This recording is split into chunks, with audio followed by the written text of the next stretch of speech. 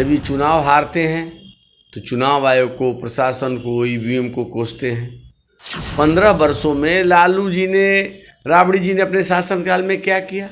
तेजस्वी बताएं। जब आपको समय मिला था जनता का भरोसा जीतने का तो आपने खो दिया।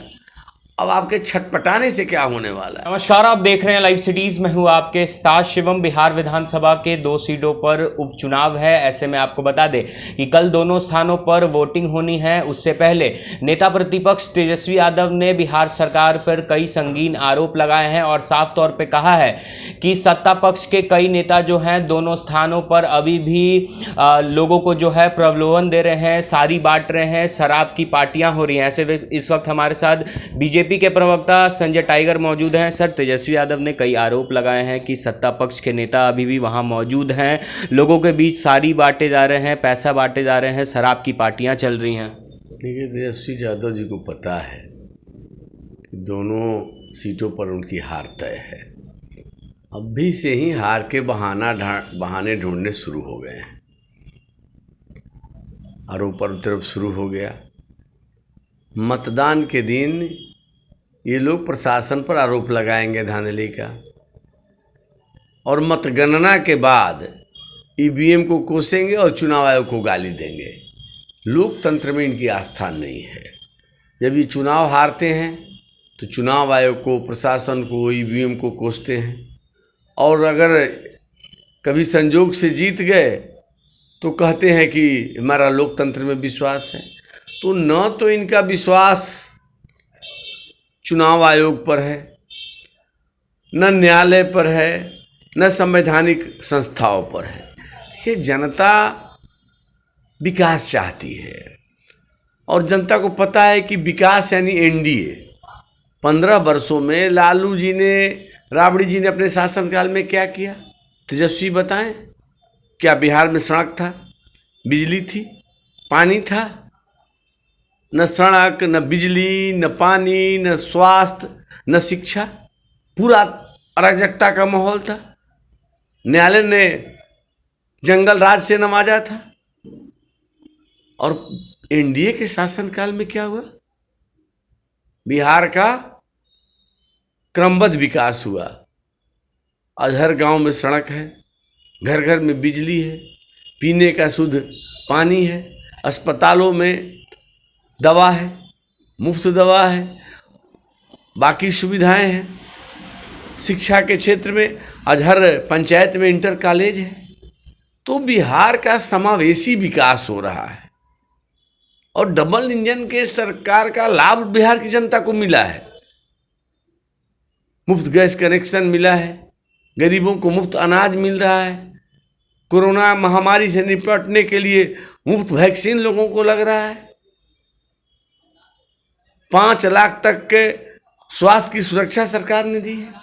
तो डबल इंजन की सरकार का लाभ लोगों को मिल रहा है। तो फिर लोग क्यों राष्ट्रीय जनता दल के उस कुशासन की तरफ ताकेंगे?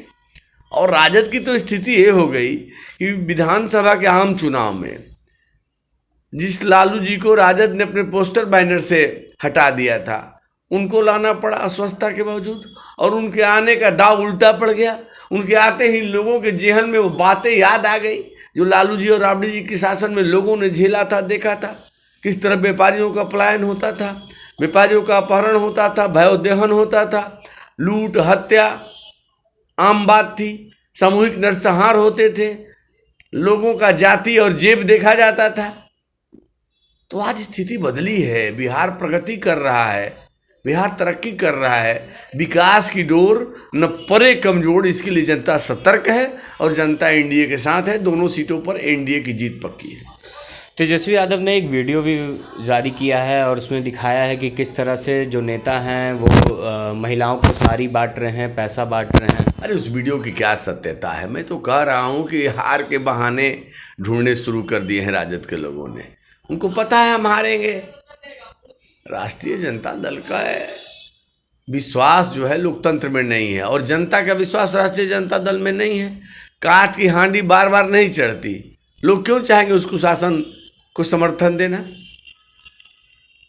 तो आप हार रहे हैं, बहाना आप करिए, चुनाव आयोग से शिकायत करिए। फिर चुनाव आयोग पर आपको भरोसा नहीं है? अगर आपको कहीं चुनाव में आदर्श आचार संहिता का उल्लंघन होता दिखाई दे रहा है तो आप चुनाव आयोग को कंप्लेन करिए।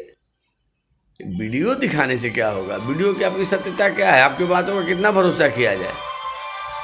तो तेजस्वी यादव गैर जिम्मेवार नेता है, वो कुछ भी आरोप लगा सकते हैं। उनको आरोपों को जनता गंभीरता से नहीं लेती, हम लोग तो बिल्कुल गंभीरता से नहीं लेते। एक सवाल है कि कुछ देर पहले लालू यादव ने कहा है कि राजद के दोनों स्थानों पर जो प्रत्याशी हैं वो दम क्लीन स्वीप कर रहे हैं, कहीं भी कोई दिक्कत नहीं है।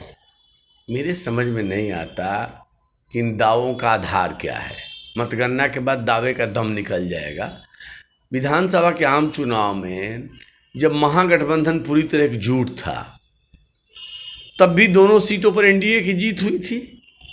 अब महागठबंधन बिखरा हुआ है, राजद और कांग्रेस आमने सामने हैं, राजद के अंदर का अंतर्कलह सामने आ चुका है, तो कैसे आप चुनाव जीतने का दावा कर रहे हैं? तो लालू जी तो वही लालू जी हैं जिन्होंने कभी दावा किया था कि हम लोकसभा की 40 सीटों पर जीत हासिल करेंगे। और जब चुनाव हार गए बुरी तरह से और पत्रकारों ने पूछा कि आपने तो 40 सीटों पर जीतने का दावा किया था, तो लालू जी ने कहा कि क्या कहते कि हम चुनाव हार जाएंगे? तो लालू जी कहते ये पुरानी फितरत है, अनाप शनाप बयानबाजी करना, कुछ भी बोल देना। तो पहले भी उनके दावों का दम निकला है, दावों का पोल खुला है, इस बार भी उनका दावा जो है हवा में उड़ जाए। एक आखिरी सवाल है कि तेजस्वी यादव ने कहा है कि कोई भी गड़बड़ी होगी तो हम चुप नहीं बैठेंगे, हेलीकॉप्टर अभी भी रखे हुए हैं, तुरंत हेलीकॉप्टर से रवाना हो जाएंगे। मैंने तो पहले ही कहा कि हार के हताशा में, हार का जो अंदेशा है, अभी से उसके लिए ज़मीन तैयार किया जा रहा है, अभी से उसके लिए आधार तैयार किया जा रहा है कि निश्चित हार के बाद क्या कहा जाएगा। अब आप देख लीजिए, सरकार उनकी नहीं बनी तो कहते हैं गड़बड़ी से इन लोगों ने सरकार बना ली। तो आप सच को स्वीकार करना नहीं चाहते हैं, बहुत हड़बड़ी में है, बहुत जल्दीबाजी में है।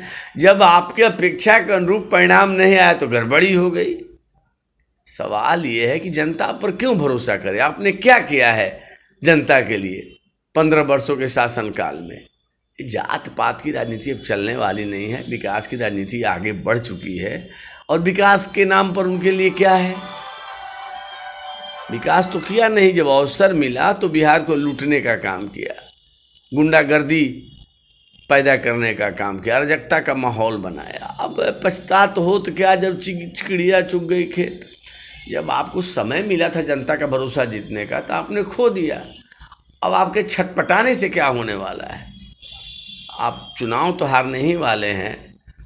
अब विधानसभा चुनाव में जो एग्जिट पोल होता था उसको आप वास्तविक पोल समझ गए, शपथ ग्रहण की तैयारी करने लगे। जब निराशा हाथ लगी तो कोसने लगे, गड़बड़ी हो गई, धांधली हो गई। तो आप सच को स्वीकार करिए, लोकतंत्र में विश्वास करिए और जनता के फैसले को सर माथे पर बैठाइए।